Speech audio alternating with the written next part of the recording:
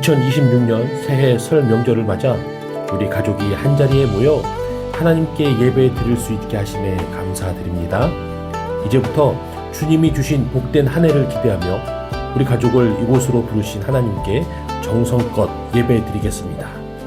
우리의 믿음을 사도신경으로 고백하겠습니다. 나는 전능하신 아버지 하나님, 천지의 창조주를 믿습니다. 나는 그의 유일하신 아들 우리 주 예수 그리스도를 믿습니다. 그는 성령으로 잉태되어 동정녀 마리아에게서 나시고 본디오 빌라도에게 고난을 받아 십자가에 못 박혀 죽으시고 장사된 지 사흘 만에 죽은 자 가운데서 다시 살아나셨으며 하늘에 오르시어 전능하신 아버지 하나님 우편에 앉아 계시다가 거기로부터 살아있는 자와 죽은 자를 심판하러 오십니다. 나는 성령을 믿으며 거룩한 공교회와 성도의 교제와 죄를 용서받는 것과 몸의 부활과 영생을 믿습니다. 아멘. 함께 찬송가 28장 복의 근원 강림하사를 찬양하겠습니다.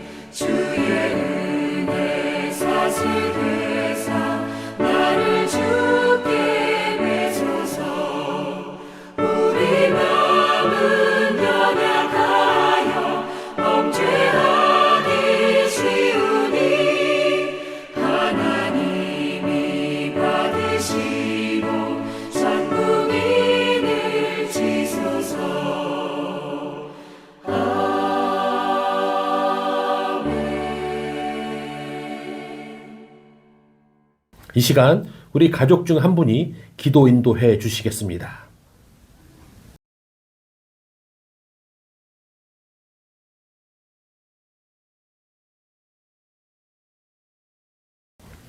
오늘 우리 가족에게 주시는 하나님의 말씀은 디모데전서 6장 11절에서 16절까지의 말씀입니다.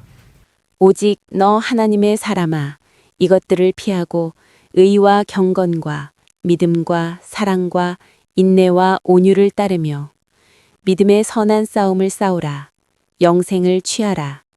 이를 위하여 네가 부르심을 받았고 많은 증인 앞에서 선한 증언을 하였도다.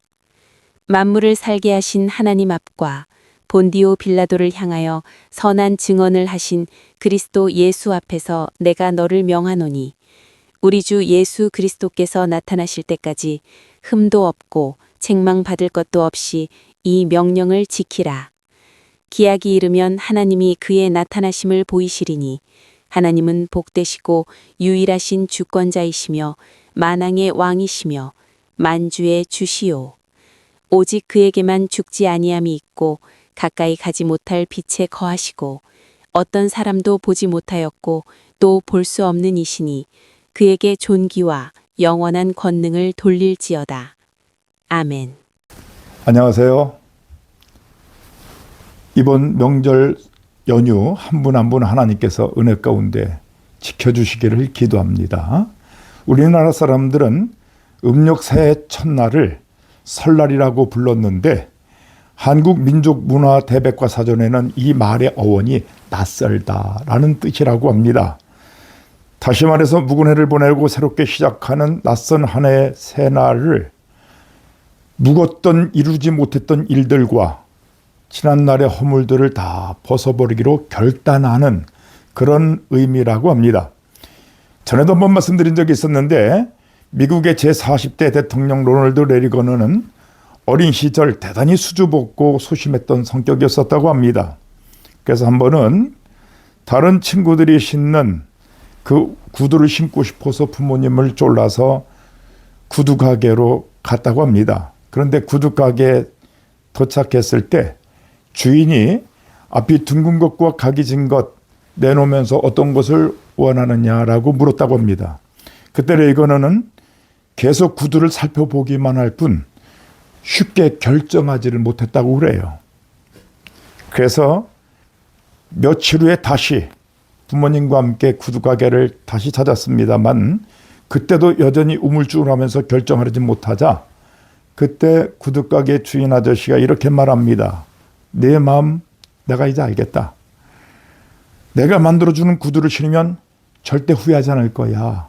다시 다음에 오라고 말하게 됩니다. 그래서 구두 가게를 다시 갔을 때 주인이 한쪽은 앞이 둥글고 다른 한쪽은 각이 진 구두를 내놓으면서 너같이 결정하지 못하는 아이들은 이런 짝짝이 구두를 신어야 돼 라고 말했다고 합니다. 그 말에 레이건이 어릴 때지만 충격적으로 마음에 그 말이 새겨졌다고 합니다.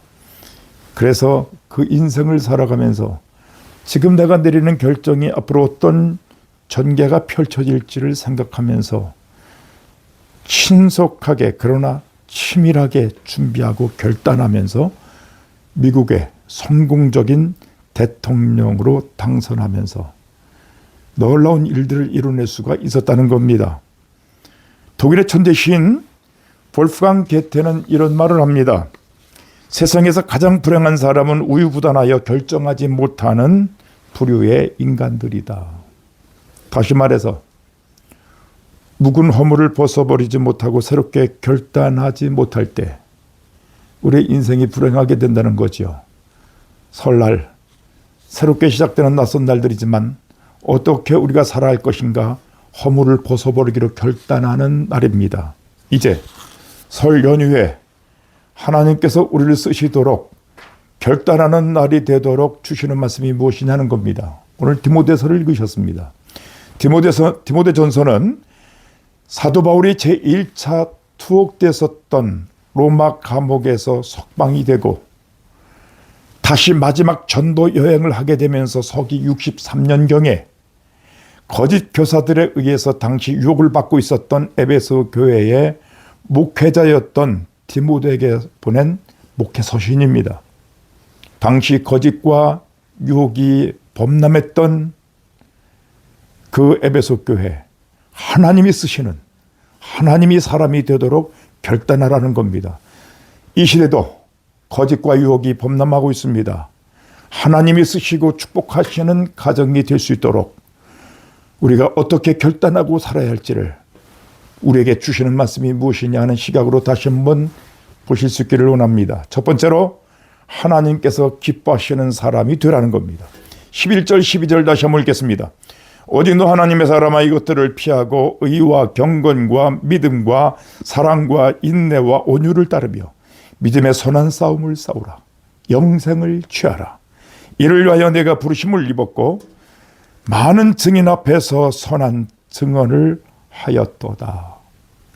사도 바울은 오늘 11절 시작할 때 오직 너 하나님의 사람아, 오직이란 단어를 쓰죠. 이 단어가 원문성경을 보시면 접속사인 대라고 하는 단어입니다. 대라고 하는 단어는 정확하게 번역하면 그러나, 오히려 이렇게 번역을 해야 돼요. 당시 신하와 족보에 창념하면서 몰두했었던 그런 유대인들과 그 사회를, 그런 사람들을 비교하면서 강조하는 그런 표현을 사용한 겁니다. 오직 너 하나님의 사람아. 이게 하나님의 사람이라고 하는 것은 구약시대 하나님이 유대에게 쓰셨던, 하나님이 만나주셨던 모세, 엘리야 같은 사람들을 지칭하는 말입니다. 이 표현을 오직 너 하나님의 사람아. 다시 말합니다. 하나님이 만나주시고 쓰시는 사람 되기 위해서 어떤 삶을 살아야 할 것인가를 강조하는 표현입니다. 그렇게 강조하는 것이 뭡니까?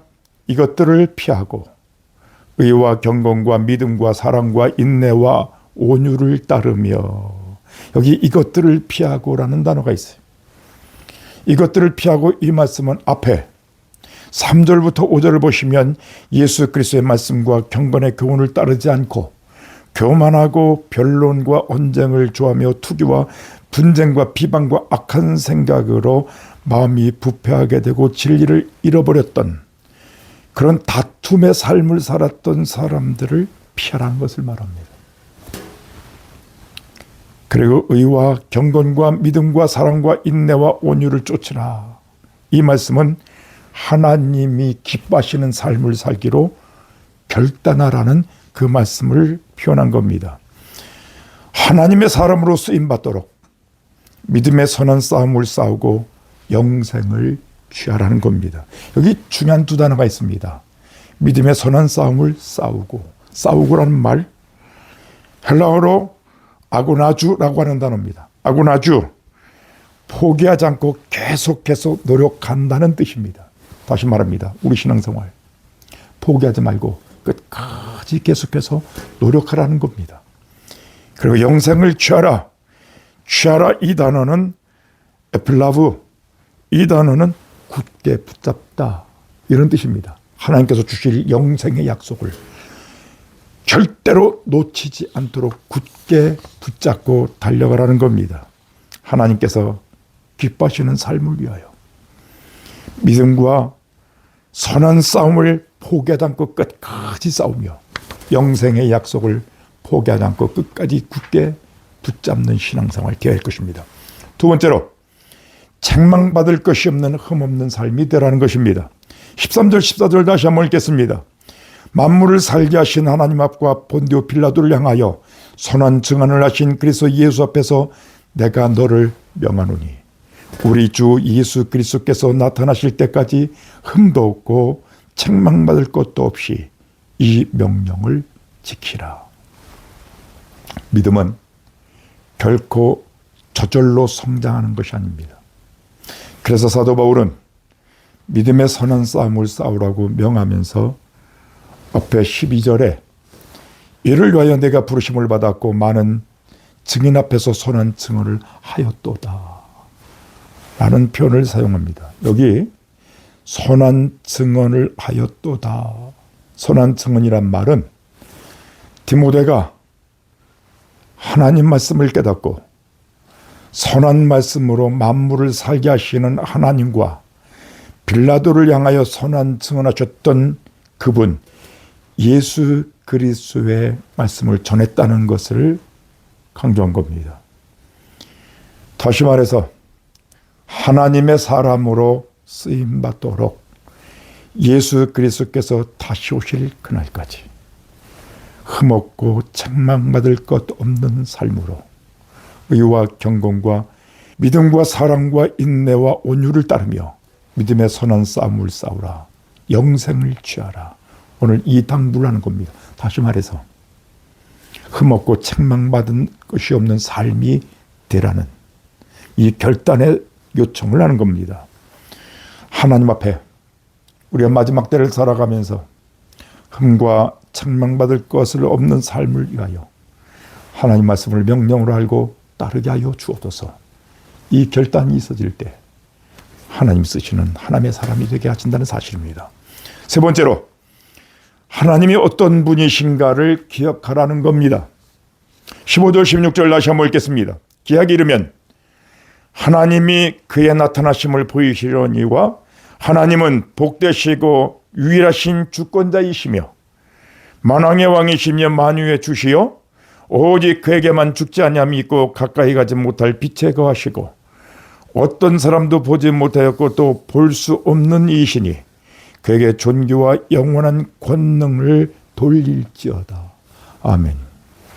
바울은 당시 에베소 사람들 이방의 우상들을 섬기면서 다신론에 젖어 있었습니다. 그래서 하나님께서 작정하신 예수 그리스도의 날이 되면 예수 그리스도의 재림을 통해서 하나님이 어떤 분이신가를 보이시고 나타내신다는 겁니다. 바로 그분이 유일하신 주권자이시며 오직 하나님께만 죽지 아니하며 있고 아무도 가까이 하지 못할 영원한 빛에 거하시는 그 하나님이라고 찬송한 것입니다. 다시 말해서 사도 바울은 디모데에게 하나님이 어떤 분이신가를 설명함으로써 믿음에 서는 싸움을 싸우며 끝까지 흠과 책망받을 것이 없는 삶을 살기 위하여 하나님 말씀을 붙들고 경건하게 살아야 할 것을 결단하라는 겁니다. 이 결단이 결코 헛되지 않다는 것을 일깨운 겁니다. 다시 말해서 우리의 마음을 새롭게 하여 하나님께서 작정하신 예수 그리스도 다시 오시게 하는 그날까지 우리가 믿음으로 결단하며 하나님 앞에 달려가라는 것을 강조하고 있는 겁니다. 1809년 미국 켄터키 주의 가난한 목수 가정에서 둘째 아이가 태어났습니다. 하지만 주위 사람들은 이 아이에게 아무도 관심을 보이지 않았습니다. 그러나 그의 어머니는 이 아이의 미래를 예견하고 저녁 식사를 마치게 되면 항상 성경을 읽어줍니다. 그런데 안타깝게도 이 아이가 9살 때 그의 엄마가 풍토병으로 세상을 떠나고 맙니다. 그때 그 아이의 엄마는 숨지면서 이렇게 당부하게 됩니다. 부자나 위인이 되기보다는 성경을 힘써서 읽고 흠없고 책망받을 것이 없는 하나님의 사람이 되라. 훗날 이 아이가 미국에서 지금까지 가장 존경받는 위대한 대통령이 되게 됩니다. 바로 에이브럼 링컨 이야기입니다. 하나님이 기뻐하시는 사람으로 쓰임받는 믿음의 삶이 되도록 하나님께서 원하시는 삶을 추구하며 믿음의 선한 싸움 싸우게 하여 주옵소서. 뿐만 아니라 흠과 책망받을 것이 없는 삶을 위하여 하나님 말씀을 명령으로 지키게 하여 주옵소서. 우리 마음을 일깨워 전능하신 하나님을 기억하며 예수 그리스도 다시 오시는 날까지 달려가게 하옵소서. 이것이 영원한 우리의 고백이 되기를 원합니다. 감사합니다. 지난 한 해 동안 주신 은혜와 올 한 해 주실 은혜를 기대하며 감사의 제목을 짧게 나누겠습니다.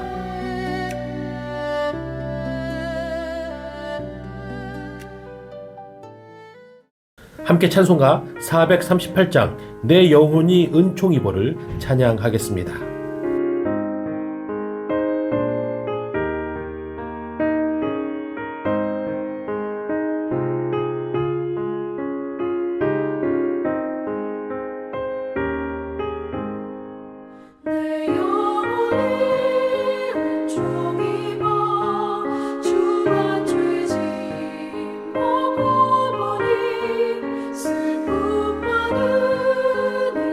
세상도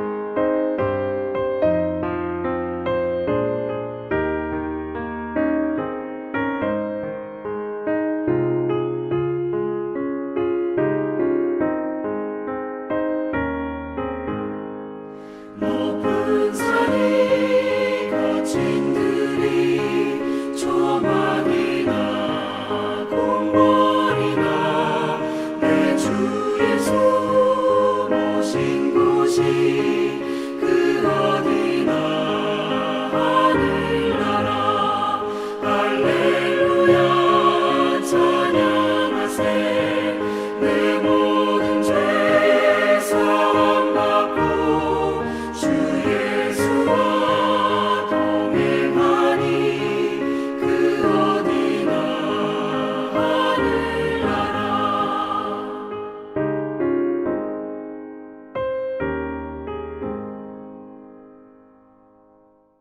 주님께서 가르쳐 주신 기도로 설 명절 가정 예배를 모두 마치겠습니다. 하늘에 계신 우리 아버지, 아버지의 이름을 거룩하게 하시며 아버지의 나라가 오게 하시며 아버지의 뜻이 하늘에서와 같이 땅에서도 이루어지게 하소서.